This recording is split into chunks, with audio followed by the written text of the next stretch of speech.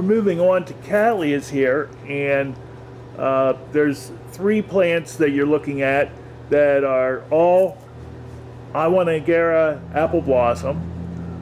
Apple blossom, if you aren't familiar with it, has been influenced, and the reason it has that funny name in front of it is there's a plant called Diacrum bicornutum that was used to make Dialalia snowflake, and then Dialalia snowflake was crossed with, I believe it was orange nugget, I could be wrong, to make this very nice hybrid.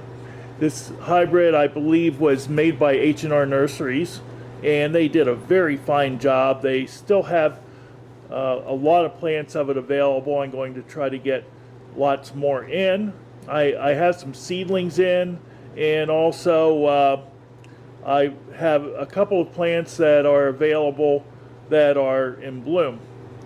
The one on the upper right there is a plant that I've been searching for and was able to find of Iwanagera apple blossom variety Nora.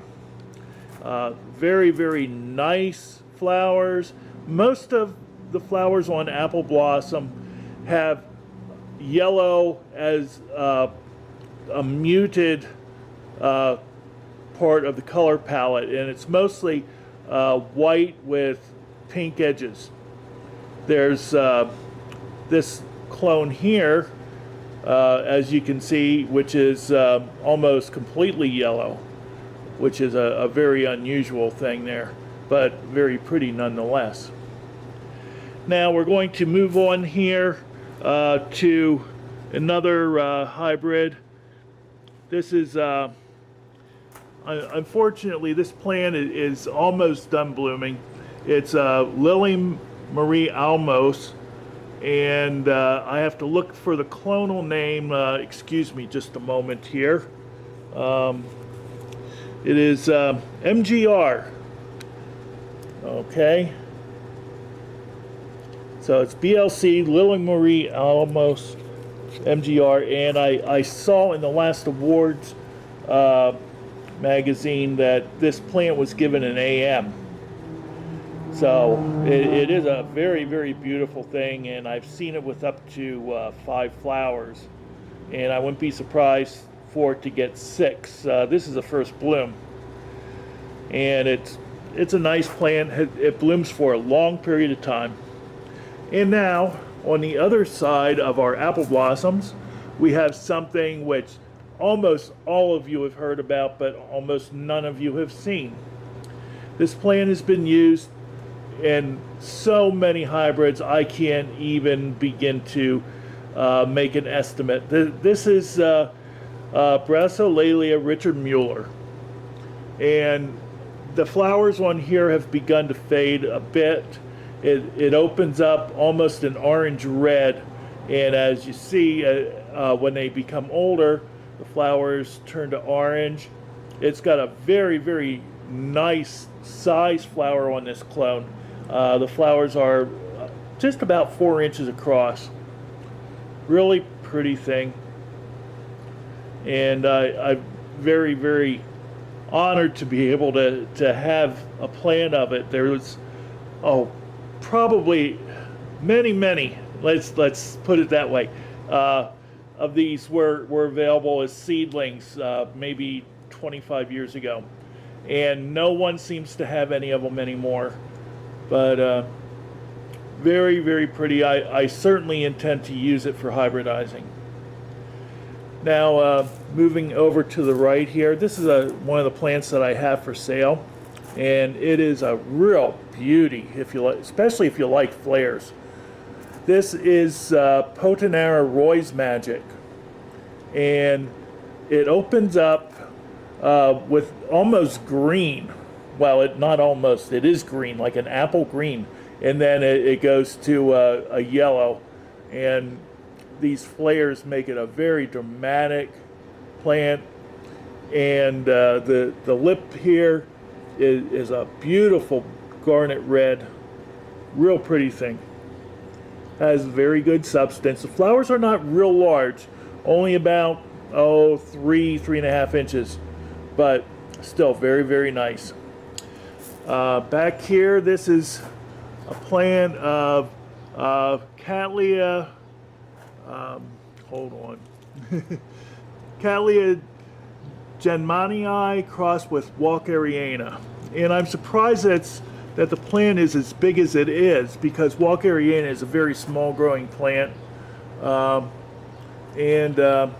actually the flower over on this side is in better shape. It's up higher, or the dorsal is presented better, but very pretty thing. It's a very unusual lavender. I wonder if there was some blue or cerulean influence with one of the parents, because I can certainly see that it is, in no way is it a pink. It is a definite lavender, which is kind of unusual. And nice little thing there. And let's see, we'll move along here on this bench. And here we have a nice little thing. This is a Cattleya Capri. And Cattleyas have got in the background Brasolaelia sanguinea. And Brasolaelia sanguinea imparts a very, very wide petals and lip and sepals. It also brings down the flower size. Brasolaelia sanguinea itself is only about a 1 inch wide flower. This is about 2.5 inches maybe. It's been open for quite a while, so it's been in better shape, but still pretty nonetheless. Now, here is something very, very unusual. This is Epilalia Cattleya, Charlie Brown, and I believe, let me see, what is the variety? Red Star.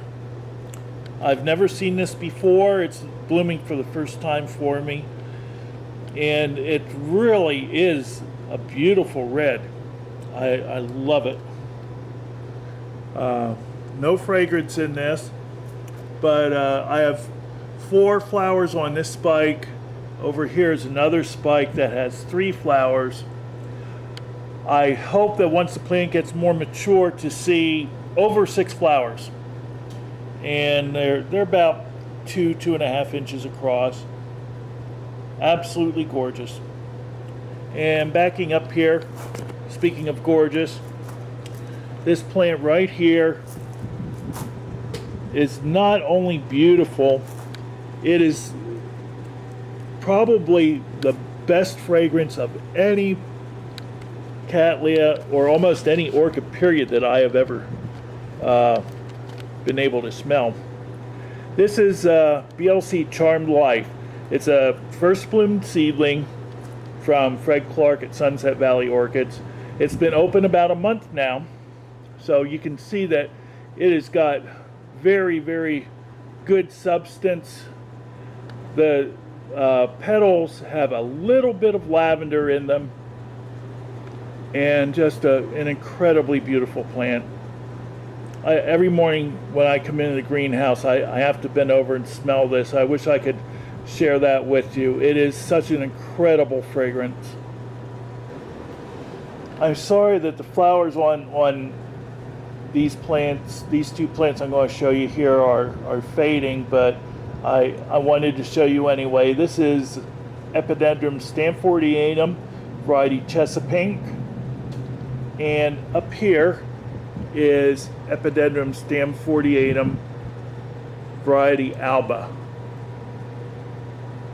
And as you can see, the Alba is much, much larger. The pink flowers, and I've never seen any that had pink flowers that could rival either the standard form or the Alba form.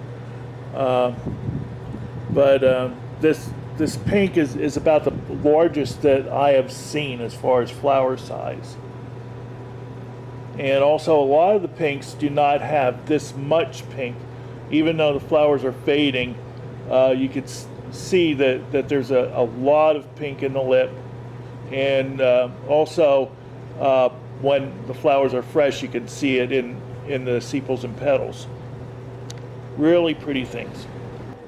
Here we have Cattleya intermedia, variety Orlado, and it's cultivar or clone Rio. Okay, that's a mouthful. But there are so many varieties of Cattleya intermedia. I think this is one of the nicer ones, and it's certainly a very, very worthwhile clone. Only have 2 flowers on here now. I'm hoping for at least 3, maybe even 4 at some point. But it's a beautiful, beautiful thing, especially when you're considering that this is a species. Here we have Encyclia bractescens. If any of you have ever seen Encyclia boricana, I have some for sale as seedlings. And bractescens is one of the parents in it. And it's probably the more overriding parent in the hybrid. But bractescens is a very delicate flower and has gorgeous qualities. I love the lip on it, and I'll try to get a little closer here. It really doesn't show up too much right now, but in the sun you can really see that there is some red that is in the sepals and petals. This particular clone has got really nice flat form, and I hope to use it in some breeding. Here's a plant, Cattleya, actually Laelia Cattleya, Kathleen Clark, variety Carmela. Really pretty thing, another flared Cattleya. This is a full-size flare. Flowers are over 5 inches on it, and beautiful, beautiful flower. It's got the white in here when it opens up is actually has a tinge of yellow in it, and as it gets older it fades to pure white. I've got 2 more spikes coming, each with 2 buds on. It doesn't seem like it's a real floriferous clone, but it does branch very easily. So I'm seeing only 2 flowers on each spike, but it more than makes up for it by its size and the fact that it does branch freely and puts out a fair number of flowers because of that.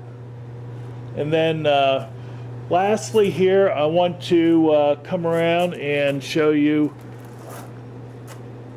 a nice little thing here. This is a species. This is Cattleya skinneri, variety Alba.